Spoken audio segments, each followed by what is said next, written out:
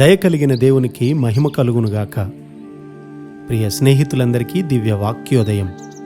ఈనాటి పాఠ్యభాగము లూకా సువార్త 15:22. అయితే తండ్రి తన దాసులను చూచి, ప్రశస్త వస్త్రము త్వరగా తెచ్చి వీనికి కట్టి, వీని చేతికి ఉంగరము పెట్టి, పాదములకు చెప్పులు తొడిగించుడి. తప్పిపోయిన కుమారుడు ఇంటికి వచ్చాడు. మనందరము ఇంటికి వచ్చాం. మనం కూడా ఒకప్పుడు తప్పిపోయిన వారమే. మన తండ్రి ఇంటికి మనం తిరిగి వచ్చాం. అయితే మనకు కావలసిందంతా ఇప్పుడు మన తండ్రి ఇంటిలో కనుగొంటాం. తండ్రి ఇంటిలోనే మన ప్రతి అవసరత తీర్చబడుతుంది. మన తండ్రి ప్రశస్త వస్త్రాన్ని, అధికారాన్ని సూచించే ఉంగరాన్ని సిద్ధం చేసి ఉంచాడు. నీవు కూర్చొనకుండా చెప్పులు వేయడానికి అతడు సేవకులను కలిగి ఉన్నాడు.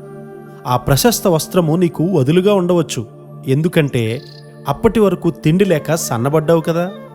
మనలో కొంతమంది మన తండ్రి ఇంటిలో సమృద్ధి అయినటువంటి ఆహారాన్ని కనుగొంటారు.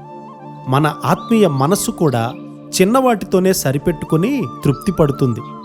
అయితే ఇప్పుడే తిరిగి ఇంటికి వచ్చాము. తండ్రి ఇంటిలో అపవిత్రమైనది ఏదీ కూడా మనకు కనబడదు. ఒకానొక దినానికి దేవుని వాక్యం ఎడల ఆసక్తి, దానికి విధేయత చూపించడము తప్ప మరి దేనిని కోరుకోము. ప్రేమహీనమైన ఒక్క మాట కూడా నీ నోటి నుండి రావడానికి నీకు ఇష్టం ఉండదు. అపవిత్రమైన తలంపు నీకు రాదు. ఒకప్పుడు క్రిందున్న వాటితోనే తృప్తి పడ్డావు. అయితే క్రీస్తు వారు నిన్నిప్పుడు ఉన్నతమైన స్థితికి లేవనెత్తారు. గొప్ప పరిశుద్ధుల హృదయంలో నిత్యత్వానికి చెందినటువంటి ఆలోచనలు ఉంటాయి. అందుకే నీవు వారి జీవిత చరిత్రలను చదువుతావు. దేవుడు నీకిచ్చే ఆహారము పరలోకంలో సిద్ధపరచబడింది. నీవు దానిని భుజిస్తే అంత తేలికగా వ్యాధిగ్రస్తుడవు కావు.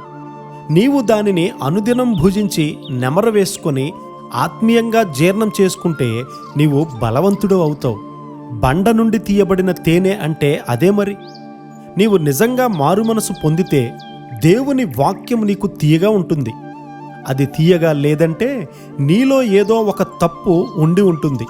నీవు దానిని ఎంత ఎక్కువగా ప్రేమిస్తావో అంతగా నీవు శక్తిమంతుడు అవుతావు. నీలో నుండి వచ్చే మాటలు ప్రవచనాత్మకంగా ఉంటాయి. నేను కూడా కళాశాలలో చదువుతున్న దినాల్లో ఎక్కువగా విమర్శిస్తూ ఉండేవాణ్ణి. పరిశుద్ధత, స్వార్థరాహిత్యం వంటి దైవిక స్వభావము నీలోకి వస్తే లోకము నిన్ను చూసి ఎంతకాలము పరిహసించగలదు? నీ ప్రశస్త వస్త్రములలో నీవు సరిగా ఇమడాలి. అలాగే ఉంగరము, చెప్పులు కూడా ఇమడాలి. ప్రజలు తండ్రి ప్రేమను, ఆయన మహిమా స్వభావమును చూచుదురుగాక. ఆమెన్.